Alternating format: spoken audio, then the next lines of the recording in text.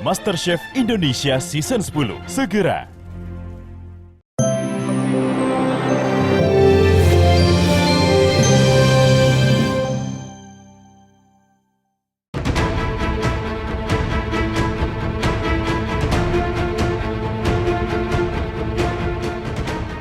Pemirsa, rumah tangga Roro Fitria dan Andri Irawan benar-benar berada di tubir perceraian.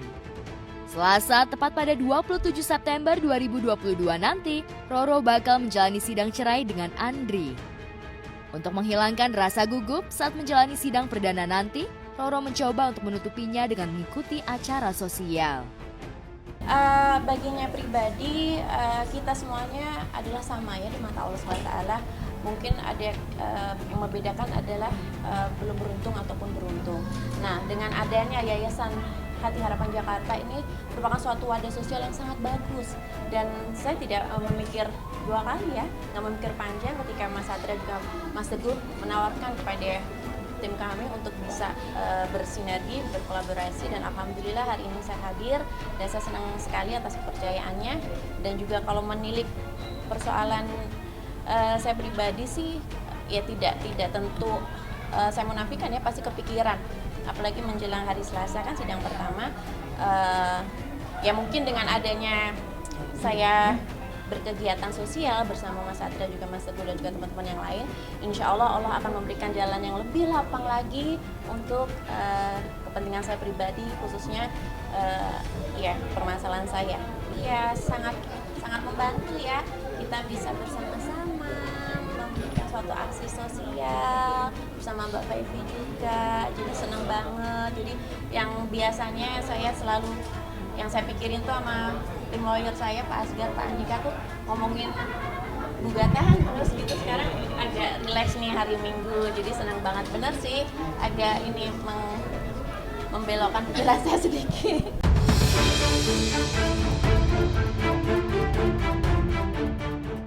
Wajar jika Roro merasa gugup menghadapi sidang nanti.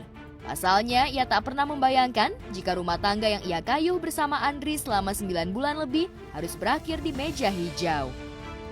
Jika apalagi hingga detik ini, Roro masih menaruh rasa trauma yang mendalam akibat dugaan kekerasan verbal yang dilakukan oleh Andri. Hingga ia pun memilih tinggal berpindah-pindah lantaran khawatir jika Andri mendatanginya. Tepatnya saya di rumah saudara ya, kadang di rumah saudara, karena tidak mungkin yang sendiri gitu, sangat-sangat riskan karena sampai dengan saat ini pun dia masih trauma dengan Mas Andri. Kemarin juga sempat di studio salah satu stasiun TV Jakarta untuk dipertemukannya, tidak mau satu frame gitu karena masih tidak siap untuk bertemu, mendengarkan suaranya pun dia masih cemas gitu, apalagi ketemu muka gitu. Bismillah ya. Jadi untuk 2 hari ke depan ini merupakan salah satu momentum yang bersejarah buat Nyai.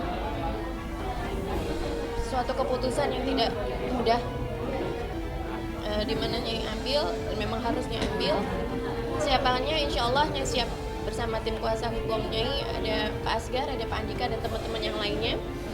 Satu tim kami 14 orang ya bersama tim psikolog dan juga dokter. Alhamdulillahnya mendapatkan support yang luar biasa dari tim. Jadi ya bismillah, dengan nama Allah yang akan hadir di hari Selasa. Istri saya kan lumayan manja ya, jadi rasa dia harus, apalagi dalam kondisi saya lihat lah, emang dia harus lebih diperhatikan itu udah istri saya seperti itu gitu. Dan emang harus, misalnya apalagi dia pas punya anak kan nih, lagi seneng-senengnya, euforianya kan beda gitu. Emang kerasnya saya kalau udah bicara masalah syariat, masalah hal-hal yang emang nih nggak boleh seperti ini dan aturan agama ya, cuma itu aja sih. Sejatinya Roro ingin hidup bahagia bersama keluarga kecilnya. Apalagi kini mereka baru saja dikaruniai sang buah hati. Namun sayangnya, perbuatan Andri yang tak semestinya dilakukan oleh seorang suami acap kali terulang hingga membuat Roro jengah dan akhirnya memilih untuk mengakhiri biduk rumah tangganya bersama Andri. Ditambah, Andri juga diduga memiliki wanita idaman lain. Ini merupakan fase yang terberat ya setelah beberapa cobaan yang sebelumnya. Dan bagi Nyai ini bukan berbicara tentang seni peran atau apa ya, ini real hidupnya yang harusnya jalankan dan memang suatu keputusan yang tidak mudah. Sebagaimana kalau Nyai melihat flashback ya, suatu niatan suci, Nyai ingin memiliki suatu imam yang benar-benar sayang sama Nyai,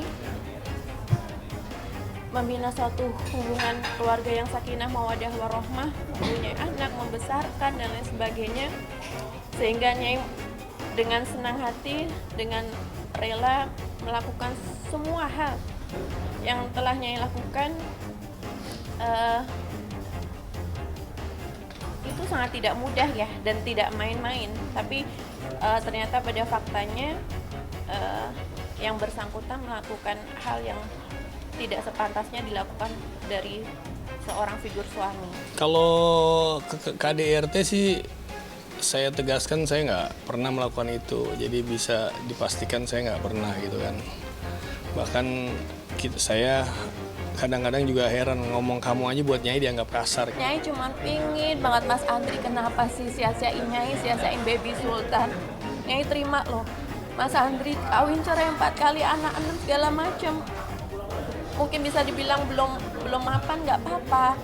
Tapi mbok ya jangan kasarin Nyai, jangan duain Nyai atau tigain Nyai, nggak, jangan. Dan jangan kasarin Nyai.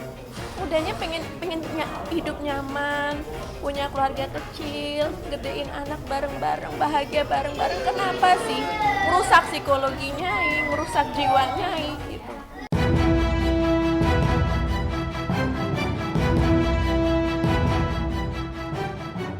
Jika saja Andri tak mengeluarkan kata-kata kasar kepadanya dan juga bertanggung jawab, mungkin Roro masih mau menerima Andri kembali.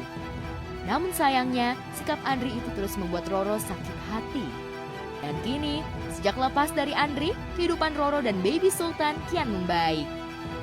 Lantas, benarkah Roro kian mantap untuk bercerai dengan Andri dan tak bakal kembali lagi? Tutur katanya,